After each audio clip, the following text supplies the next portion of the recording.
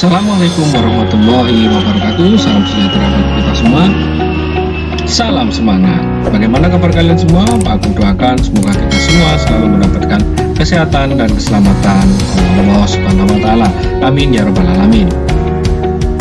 Anak-anak kelas 5 yang hebat, pada kesempatan kali ini Pak Agung akan menjelaskan tentang pembelajaran kelas 5 matematika tentang materi mengumpulkan data.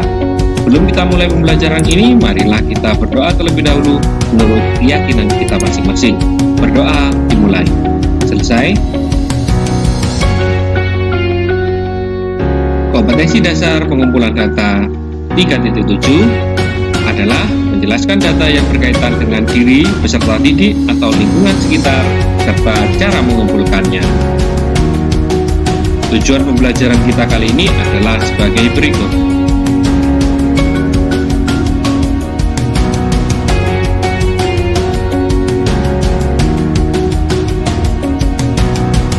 Anak-anak hebat kelas 5, apakah kalian sudah siap untuk menerima materi hari ini dari Pak Agung untuk bagian ke-1 tentang pengumpulan data? Mari anak-anak, kalian saksikan pembelajaran ini dari awal sampai akhir, karena di akhir pembelajaran nanti ada soal-soal yang harus kalian kerjakan. Selamat menyaksikan.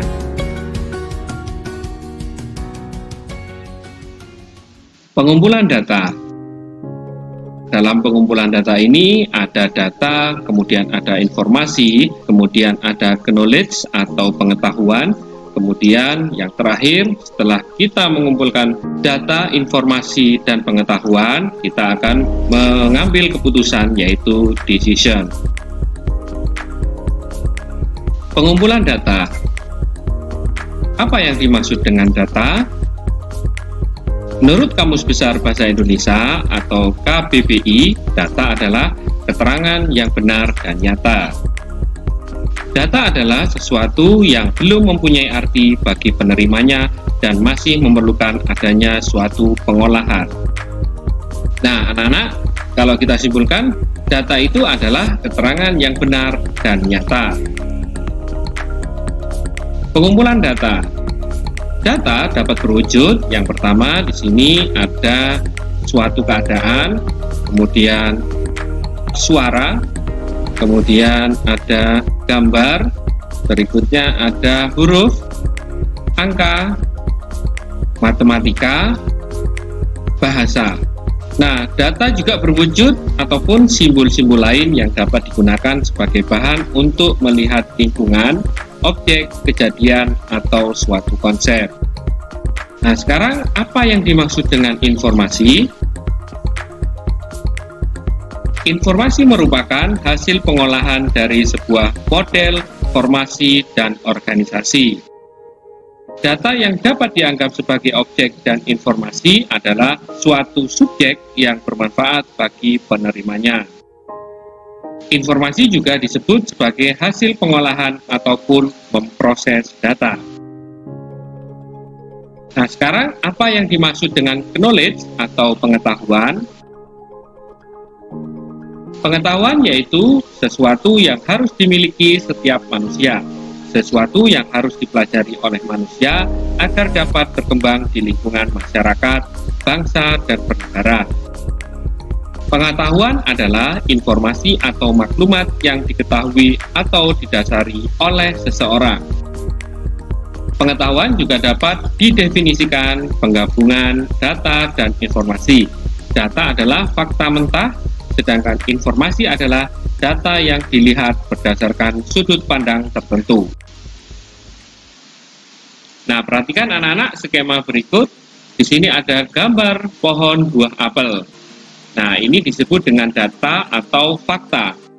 Kemudian, data tersebut atau fakta menjadikan suatu informasi atau menangkap data dan informasi. Kemudian, di sini ada pengetahuan atau pemikiran atau logika. Setelah itu, dari pengetahuan menjadi keputusan atau tindakan.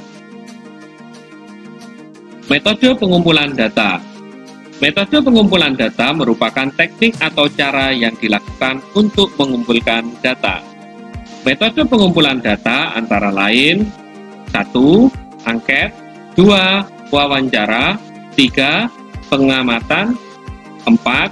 tes, dan kelima adalah dokumentasi dan lain-lain. Metode pengumpulan data. Berdasarkan perolehannya, data terbagi menjadi 2. 1. Data primer. Data primer adalah perolehan data yang dilakukan secara langsung. Coba kalian perhatikan gambar berikut. Nah, gambar berikut merupakan data yang diperoleh secara langsung. Jadi, dengan mengukur tinggi badan, kemudian mengukur berat badan, sehingga menunjukkan di sini contoh nomor 1, nama siswa Siti, kemudian diperoleh tinggi badan 130 cm, kemudian berat badan yaitu 40 kg. Yang kedua yaitu data sekunder. Data sekunder adalah pemerolehan data yang dilakukan secara tidak langsung. Jadi data tersebut, misalkan contohnya yaitu perhatikan mana di sini ada jenis pekerjaan sudah terpampang misalkan di papan data kelas. Kemudian jenis pekerjaan itu menjadikan suatu diagram di sini anak-anak, diagram lingkar. Atau kita bisa melihatnya melalui data yang ada di komputer. Nah, data ini diperoleh secara tidak langsung. Metode pengumpulan data. Metode pengumpulan data yang biasanya sering dilakukan Bapak, Ibu, dan siswa-siswi di sekolah antara lain, coba kalian perhatikan gambar berikut, antara lain 1. Melalui tes, 2. Melalui bertanya langsung, 3. Isian singkat, dan yang keempat adalah pencatatan langsung. Nah, itu tadi adalah metode yang biasanya sering dilakukan Bapak, Ibu guru, dan siswa-siswi di sekolah. Metode pengumpulan data yang pertama melalui tes. Informasi perkembangan belajar siswa dilihat dari nilai ulangan. Biasanya Bapak dan Ibu guru melakukan tes atau ulangan. Hasil ulangan diperoleh data perkembangan belajar siswa. Nah, contoh seperti ini anak-anak. Berikut adalah contoh data nilai ulangan PPKN yang diperoleh siswa kelas 5 SD Nusantara 01. Yang kedua yaitu bertanya langsung. Sebuah data juga bisa didapat dengan cara bertanya langsung. Dalam bertanya, kita harus mempersiapkan pertanyaan-pertanyaan yang digunakan untuk bertanya kepada narasumber atau orang yang akan kita tanya.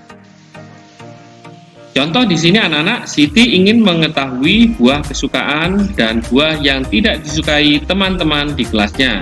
Siti menanya kepada masing-masing teman dan mencatatnya tentang buah kesukaan dan buah yang tidak disukai. Nah, ini ada Dayu, Lani, kemudian ada Beni. Nah, di sini ada Siti, kemudian di sini juga ada Edo. Nah, anak-anak, hasil dari bertanya tersebut ditunjukkan pada tabel berikut. Nomor 1, nama siswa Edo, buah yang disukai apel, buah yang tidak disukai adalah pisang. Kemudian yang kedua, nama siswa Beni, buah yang disukai mangga, buah yang tidak disukai pepaya. Kemudian yang ketiga, Dayu, buah yang disukai jeruk. Kemudian buah yang tidak disukai adalah nanas. Kemudian yang nomor 4, nama siswa yaitu Lani, buah yang disukai adalah anggur, buah yang tidak disukai adalah stroberi. Daftar pertanyaan yang harus kita siapkan dalam bertanya langsung yaitu, apakah buah yang kamu sukai? 2. Apakah buah yang tidak kamu sukai? Dari daftar pertanyaan tersebut, maka kita akan memperoleh data tentang buah yang disukai dan buah yang tidak disukai. Nah, itu tadi adalah cara mengolah data dengan cara bertanya langsung. Yang ketiga adalah isian singkat. Pengisian data dengan cara isian singkat adalah dengan cara masing-masing orang yang mengisi lembar isian. Hasil dari pengisian tersebut kemudian dikumpulkan sebagai data. Nah, perhatikan gambar, di sini ada angket. Jadi dari angket itu, setiap orang akan mengisi angket tersebut. Kemudian di sini ada contoh lembar isian singkat. Nah, tiap orang mengisi dengan isian yang berbeda-beda berdasarkan cara masing-masing orang mengisi lembar isian tersebut. Kemudian yang keempat adalah pencatatan langsung. Pencatatan langsung biasanya dilakukan berdasarkan pengukuran atau pengamatan. Hasil pengukuran dan pengamatan dicatat. Data tersebut diperoleh dari pencatatan langsung. Beberapa data dapat diperoleh dengan pencatatan langsung seperti tinggi badan dan berat badan. Dalam pencatatan tersebut, maka akan diperoleh seperti tabel berikut ini. Nah, contoh nomor 1, nama siswa Siti. Kemudian setelah kita timbang berat badannya akan diperoleh hasilnya. Itu tadi adalah perolehan data dengan cara pencatatan langsung. Ayo menyimpulkan data. Nah, perhatikan anak-anak, berikut adalah nilai ulangan matematika siswa kelas 5. Nah, di sini ada pertanyaan, berapakah nilai terendah dan tertinggi dari data di samping? Kemudian yang kedua, berapa siswa yang nilainya di bawah 70? Kemudian pertanyaan ketiga, berapa siswa yang nilainya di atas 80? Kemudian pertanyaan yang terakhir, keempat, berapa banyak siswa yang mendapat nilai 75? Mari anak-anak, supaya kalian lebih jelas, perhatikan penjelasan Pak Agung berikut ini. Anak-anak hebat kelas 5, nah sekarang kita akan mengurutkan data dari angka terkecil sampai yang terbesar. Perhatikan di sini panah, di sini ada nilai data yang acak. Nah sekarang kita mengurutkan data dari angka terkecil sampai terbesar. Nah setelah kita urutkan, hasilnya adalah seperti ini anak-anak. Jadi yang paling kecil di sini di pojok sebelah kiri atas, kemudian yang paling besar adalah di pojok kanan bawah. Nah, kemudian ada pertanyaan, berapakah nilai terendah dan tertinggi dari data di samping? Nilai terendah dari data di samping adalah 60, yang dilingkari berwarna merah adalah nilai terendah. Kemudian nilai tertinggi dari data di samping adalah 90. Nah, perhatikan lingkaran yang berwarna biru adalah nilai tertinggi, yaitu 90. Nah, kemudian anak-anak hebat, pertanyaan berikutnya, berapa siswa yang nilainya di bawah 70? Nilainya siswa yang di bawah 70 adalah sebanyak 2 siswa. Mari kita buktikan, 60 dan 65. Nah, itu adalah nilai siswa yang di bawah 70, sebanyak 2 siswa. Kemudian, berapa siswa yang nilainya di atas 80? Siswa yang nilainya di atas 80 adalah sebanyak 13 siswa. Mari kita buktikan. Di atas nilai 80 adalah di sini anak-anak yang dilingkari berwarna merah. 1, 2, 3, 4, 5, 6, 7, 8, 9, 10, 11, 12, dan 13. Berarti siswa yang nilainya di atas 80 adalah sebanyak 13 siswa. Nah, pertanyaan berikutnya, anak-anak hebat, berapa banyak siswa yang mendapat nilai 75? Siswa yang mendapat nilai 75 adalah sebanyak 5 siswa. Mari kita buktikan bersama-sama. 1, 2, 3, 4, 5. Jadi anak-anak, siswa yang mendapatkan nilai 75 adalah sebanyak 5 siswa. Tugas satu kalian di rumah, selesaikan soal-soal di bawah ini, nomor 1 sampai nomor 10. Nah, ini adalah nomor 1, kemudian yang berikutnya nomor 2, yang berikutnya lagi nomor 3, 4, 5, 6. Kemudian ada nomor 7 dan 8, nomor 9, kemudian yang terakhir adalah nomor 10.